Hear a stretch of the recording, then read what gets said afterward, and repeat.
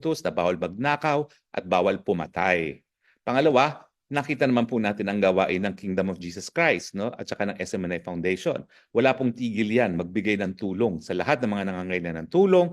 Kaya merong bagyo, lindol, kung anumang sakuna, naroroon po sila, no?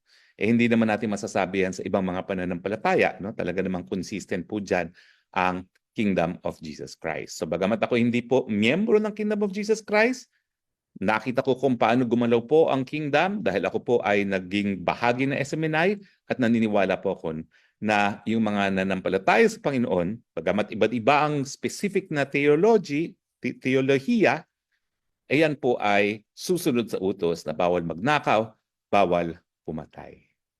Kaya tangkilikin po natin bilang senador si Pastor Apollo Quiboloy. So dalawa na po na endorso ko ha, Ping Lacson, Apollo Quiboloy.